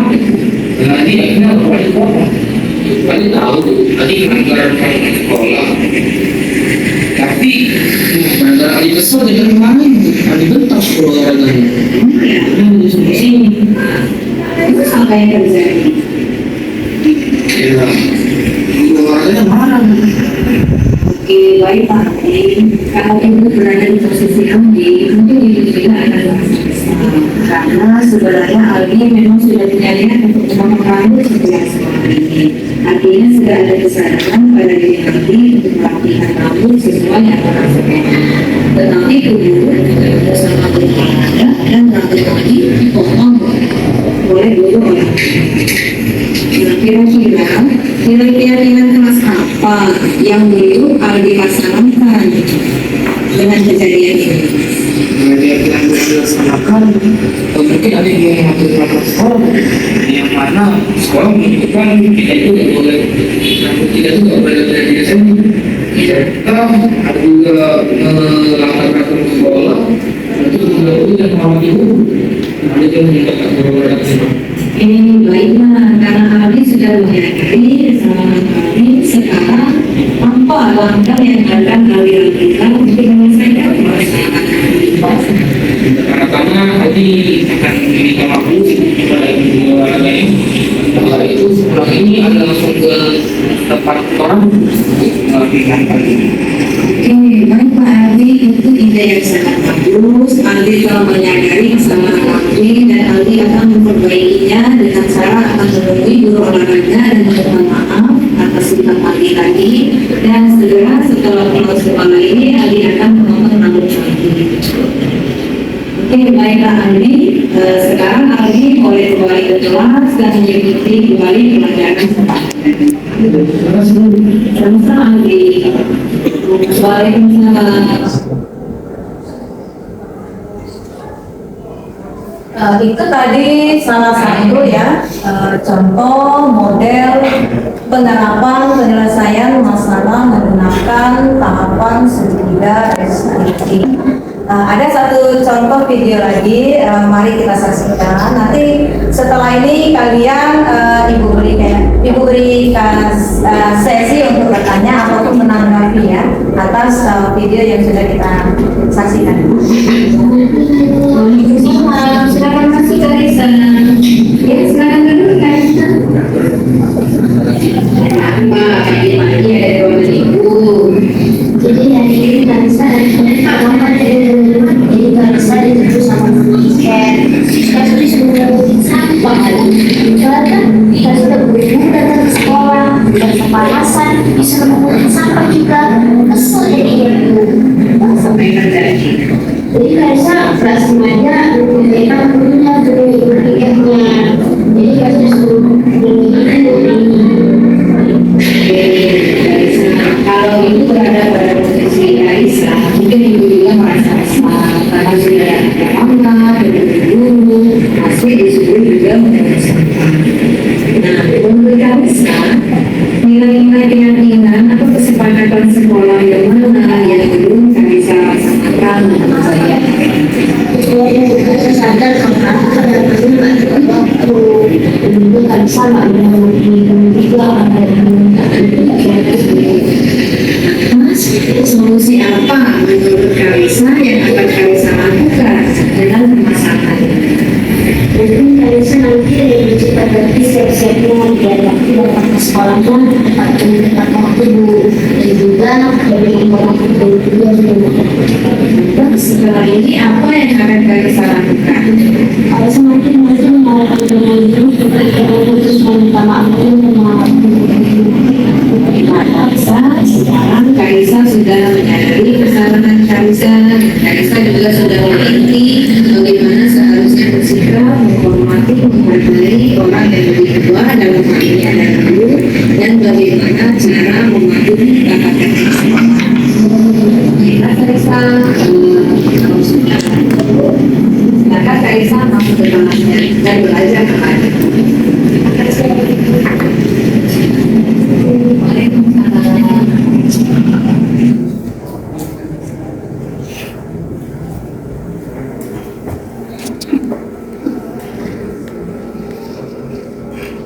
Nah, itu tadi ya kita sudah menyaksikan video bagaimana praktik ya.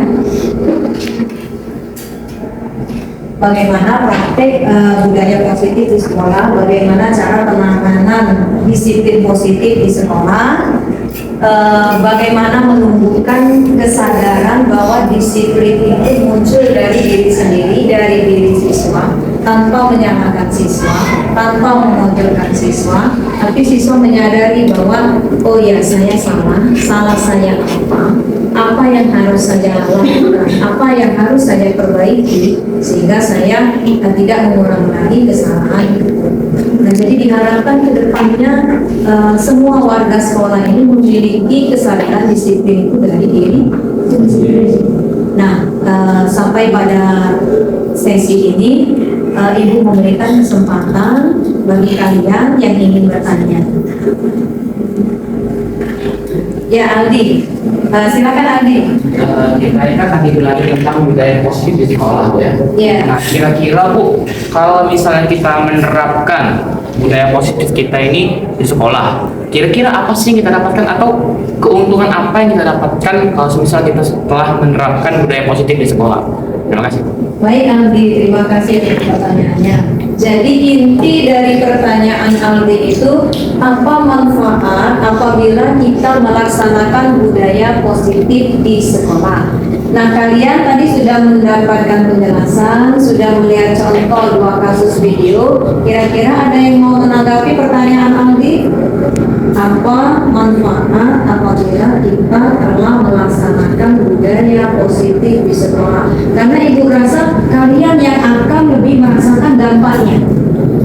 kira-kira apa menurut kalian dampak positifnya apabila kita semua warga sekolah ini telah melaksanakan budaya positif atau disiplin positif di sekolah kita?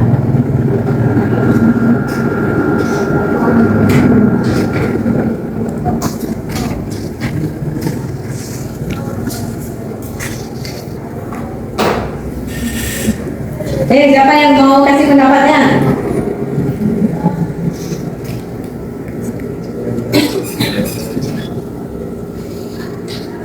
Apa manfaatnya? Kalau kita semua sudah memperlakukan budaya positif, artinya kita sudah mematuhi tata tertib, ya, sudah berdisiplin diri. Kira-kira apa manfaat yang kita rasakan? Ya. Kalau menurut saya kemungkinan besar siswa itu waktu ditanyain sama guru enggak terlalu tertekan, Bu. Jadi siswa itu bisa menemukan solusi untuk masalahnya dengan bimbingan dari guru. Oke, artinya kalau menerapkan tadi penanganan masalah siswa dengan menggunakan tahapan segitiga restitusi itu, siswa tidak merasa tertekan, ya, tidak merasa dipojokkan. Jadi dengan begitu dia akan merasa lebih bebas mengungkapkan, mengekspresikan, ya, apa yang dia rasakan, mengungkapkan alasan kenapa dia misalnya melakukan kesalahan. Jadi bisa dibimbing guru untuk menyelesaikan masalahnya. Oke, bagus sekali. Ada yang lain? Oke, yang lain mungkin ada pertanyaan lagi? Ya. Apa yang terjadi kalau kita melanggar keyakinan kelas? Apa yang terjadi apabila kita melanggar keyakinan kelas atau kesepakatan kelas? Ya, Ibu ulangi sedikit. Kesepakatan kelas tadi artinya poin-poin yang sudah disepakati bersama di kelas. Contoh tadi saling menghormati, gitu ya, disiplin. Nah, ada yang mau memberi tanggapan atas pertanyaan temannya?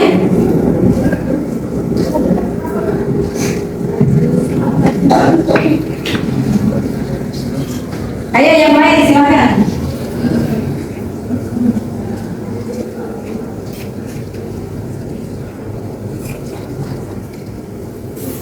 Ayo silakan kasih pendapatnya. Kalau kita melanggar keyakinan kelas, apa kira-kira yang terjadi? Kalian tentu yang lebih merasakan, yang lebih tahu. Karena kesepakatan kelas ini kan kalian yang menjalankannya, siswa. Nah, kalau kesepakatan kelas ini, ya, kita langgar, kira-kira apa yang akan terjadi? Kelas menjadi tidak disiplin. Oke, apa lagi? Kalau kita melanggar kesepakatan kelas, Akbar? Kalau menurut pendapat Akbar sih, kalau kita melanggar kesepakatan kelas kita ini, kita sendiri yang ngerasain, kayak misalkan kelas jadi lebih kotor, lebih rusuh atau lebih tidak nyaman buat di tempat mau belajar. Terus pun kalau misalkan kan ada kesepakatan kalau kita tuh nggak boleh ganggu teman sekelas. Nah, takutnya kalau kita langgar itu malah memicu perkara atau keributan yang ujung-ujungnya malah kita sendiri yang kena. Rugi, gitu ya. Oke, bagus sekali Akbar. Ya, jadi dampaknya yang siswa sendiri rasakan kalau melanggar kesepakatan kelas adalah merasa tidak nyaman, iya kan? Iya. Misalnya tadi terjadinya keributan kan, tidak saling menghormati, berantem dengan teman, tidak nyaman kan? Kemudian tadi tidak disiplin, sampah berserakan di mana-mana, enak tidak belajar kalau kelasnya kotor, tidak. Jadi dampaknya itu yang dirasakan sendiri oleh siswa, tidak nyaman, tidak senang berada di kelas itu, ya kan? Kalau ketemu teman yang berantem tadi merasa tidak enak, tidak nyaman. Nah, jadi itulah kira-kira dampak negatif yang akan dirasakan kalau kita melanggar keyakinan atau kesepakatan berkelas. Oke, ada lagi pertanyaan? Ya, Rido. Untuk pertanyaan saya dari kita terkait mengenai Bagaimana cara bukan disiplin positif sebagai seorang siswa? Bagaimana cara menumbuhkan sikap disiplin positif pada siswa? Nah, coba sekarang Ibu kasihkan ke kalian dulu, karena kalian yang siswa, kalian yang merasakan, kalian yang menjalaninya. Kira-kira apa dari diri kalian itu mau mulai dari mana kalian untuk membuat disiplin diri? Dari mana coba? Ya. Gimana? Dengan kalau ke sekolah datangnya sudah terlambat. tidak datang terlambat ke sekolah. Oke, menertibkan diri sendiri ya. Meyakinkan diri sendiri bahwa saya harus datang ke sekolah tepat waktu atau tidak datang terlambat ke sekolah. Oke, yang lain ada cara yang lain? Bagaimana cara kalian masing-masing, contoh dalam diri kalian masing-masing untuk menertibkan ya dirimu sendiri, menerapkan disiplin pada dirimu sendiri dengan cara apa lagi? Ya, Melaksanakan jadwal piket yang sudah ditentukan. nah, melaksanakan jadwal piket yang sudah ditentukan itu artinya melakukan kesepakatan ya, kesepakatan kelas, karena jadwal piket di awal tahun pelajaran itu kan sudah dibuang. Siapa yang piket hari Senin, siapa piket hari Selasa sampai Sabtu. Jika kita mematuhinya dengan kesadaran sendiri ya bahwa ini tanggung jawab saya piket hari Senin, maka saya harus datang lebih awal, lebih pagi untuk piket. Berarti kalian sudah menghargai diri sendiri. Jangan dulu mengharap kita dihargai oleh orang lain kalau kita sendiri belum bisa menghargai diri kita sendiri. Kalau kita sudah bisa menghargai diri sendiri, artinya tadi ya, dengan kita mematuhi tata tertib, dengan kita bisa mendisiplinkan diri kita sendiri, orang lain pun akan menghargai kita. Benar tidak? Coba bayangkan ya, kita biasa datang tepat waktu dengan kita yang biasa datang terlambat. Coba kalian bayangkan bagaimana sikap teman, sikap guru kepada kalian. Kalau kita selalu orangnya datangnya tepat waktu, bagaimana sikap teman dengan kita? Baik. Bagaimana sikap guru dengan kita? Senang. Ya, sebaliknya kalau kita datangnya selalu, ya hampir selalu terlambat ke sekolah, kira-kira teman memandang kita seperti apa? Apalagi hari itu kita piket, ya hari itu kita piket, dan always gitu ya, selalu di hari piket kita datang telat. Kira-kira bagaimana coba? Bagaimana coba ini teman kita tadi memandang kita yang datang telat ini tadi? Kesal, ya. Kemudian guru di jam pelajaran pertama yang mengajar, kita selalu di hari itu, di pelajaran itu datang terlambat. Kira-kira gurunya gimana? Jengkel, dicap, tidak disiplin, ya. Nah, jadi itu dampak yang kalian rasakan sendiri ya. Kalian yang merasakan. Nah, jadi setelah dari apa yang kita bicarakan tentang budaya positif, disiplin positif pada hari ini, kira-kira pelajaran apa yang kalian dapatkan?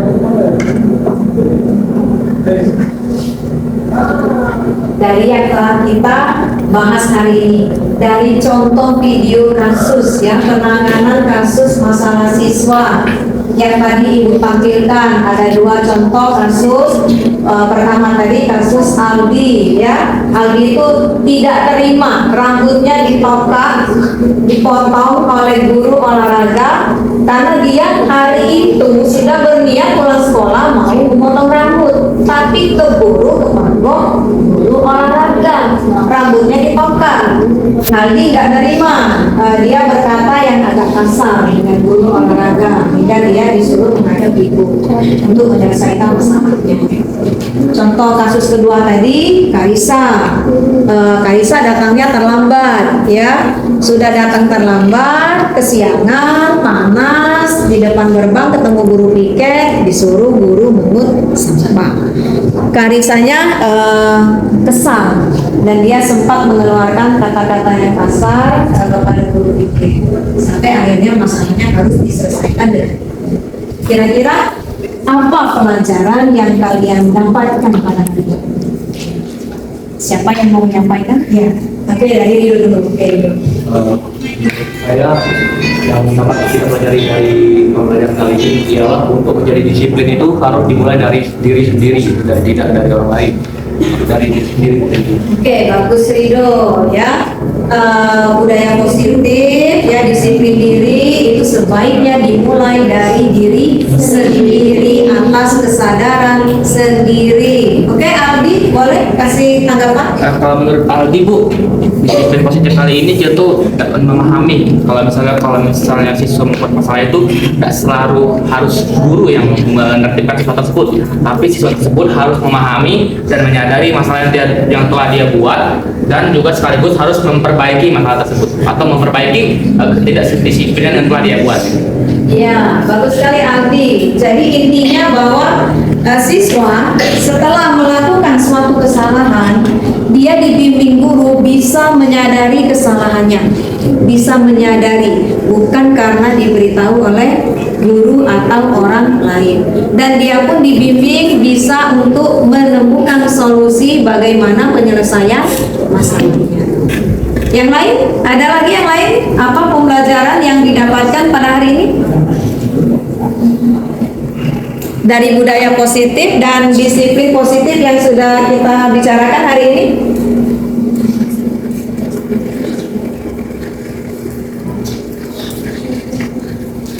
Ya? Boleh? Sampaikan apa yang sudah didapatkan hari ini? Kalau menurut Lila, dampak positif dari belajar tentang budaya positif itu dapat meningkatkan kedisiplinan sama tanggung jawab dari diri kita dewek. Terus itu kita juga dapat mendapati pembelajaran bahwa tanggung jawab sama disiplin itu berdampak positif untuk kita ke depannya. Iya, bagus sekali. Jadi pembelajaran kita hari ini adalah kita bisa mendapatkan manfaat dari budaya positif dan disiplin positif itu bagi diri kita untuk kita terapkan ya, untuk kita terapkan ke depan.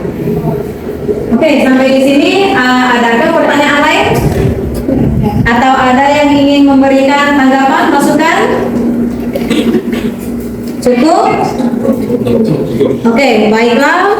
Terima kasih anak-anak atas kehadiran kalian, sudah menyempatkan diri kalian pada hari ini. Kita berbagi praktik baik ya, berbagi bagaimana cara mendisiplinkan diri dari diri sendiri, kemudian juga bagaimana membiasakan budaya positif di sekolah. Semoga apa yang sudah disampaikan pada hari ini memberikan manfaat bagi kalian dan bisa kalian terapkan dalam kehidupan sehari-hari mulai dari sekarang. Oke, itu saja. Terima kasih. Assalamualaikum warahmatullahi wabarakatuh. Waalaikumsalam warahmatullahi wabarakatuh.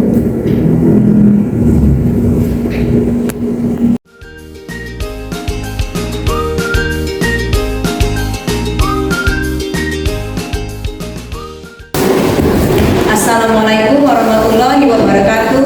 Waalaikumsalam warahmatullahi wabarakatuh. Selamat pagi anak-anak sekalian. Apa kabarmu pagi hari ini? Alhamdulillah, luar biasa.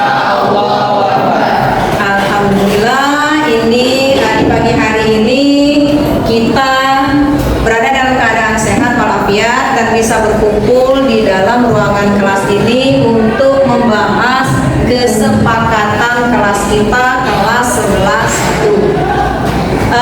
Apa gunanya kita membuat kesepakatan kelas? Agar kelas kita ini bisa menjadi tertib dan nyaman di saat kita belajar ya. Dan nanti ini akan menjadi budaya positif bagi sekolah kita. Nah, kesepakatan kelas ini akan kita buat sepakati apa ide-ide yang ada di dalam benak kalian. Kalian inginnya kelas kita ini seperti apa, nyamannya belajar seperti apa. Silakan nanti idenya dituangkan di kertas ini ya. Masing-masing menuliskan di sini. Nanti ini akan kita tempel. Setelah kalian menuliskannya di sini, ini akan kita tempel di depan dan ini akan menjadi kesepakatan kelas kita. Apa contohnya kesepakatan kelas itu? Aurel?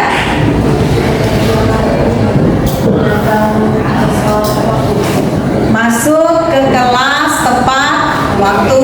Contohnya yang lain apa? Theo. Oke, tidak membuang sampah di dalam kelas atau sembarangan. Nah, sekarang kita jangan menggunakan kata tidak atau jangan. Kita ganti kalimat tidak membuang sampah sembarangan menjadi apa? Membuang sampah pada tempatnya. Contoh lain apa, Novi? Kira-kira apa kesepakatan kelas yang ingin kita laksanakan di kelas kita? Jangan makan dan minum di jam pelajaran. Sekarang kita jangan menggunakan kata jangan, kita ganti menjadi apa kalimat ini? Makan dan minum di jam istirahat. Oke, paham mengenai kesepakatan kelas? Oke, sekarang Ibu akan membagikan sedikit note ini satu orang satu. Silakan menuangkan ide kalian. Seperti apa kesepakatan kelas yang ingin kalian sepakati? Silakan tulis di sini.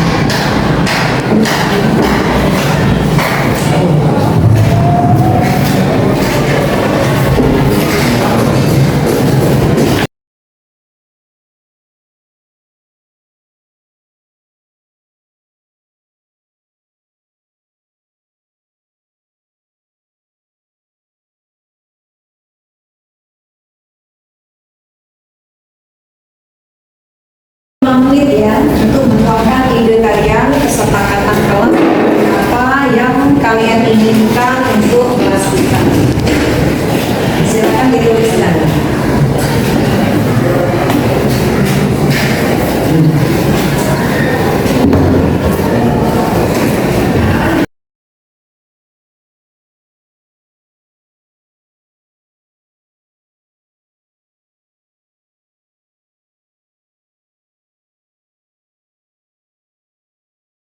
Tempelkannya di sini.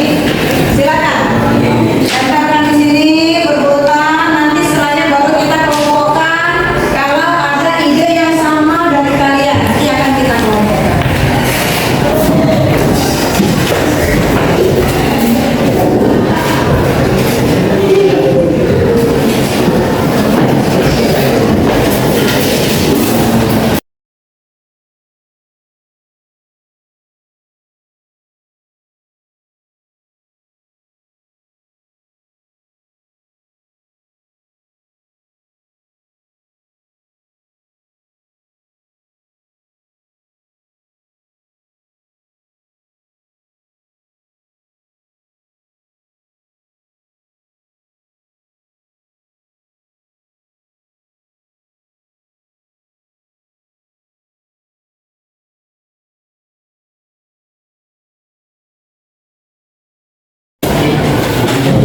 Baiklah anak-anak, kalian sudah menuangkan ide kalian mengenai kesepakatan kelas kita, sudah menempelkan ide kalian di sini.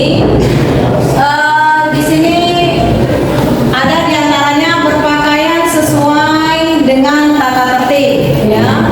Kemudian membuang sampah pada tempatnya, menjalankan tugas piket sesuai jadwalnya, menghormati guru, menghargai hak milik orang lain, menjaga fasilitas kelas, saling menghargai dan menghormati, membuang sampah pada tempatnya, menyimak saat guru menjelaskan, bagus sekali ya, menjaga fasilitas kelas ya. Kemudian berdoa sebelum dan sesudah belajar ya, menggunakan pakaian sesuai harinya, tertib saat belajar, saling menghormati, mengerjakan PR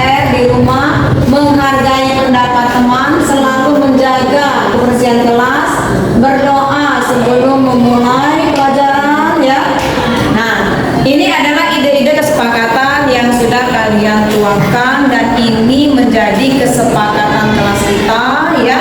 Yang 1 tahun ke depan kita di kelas 11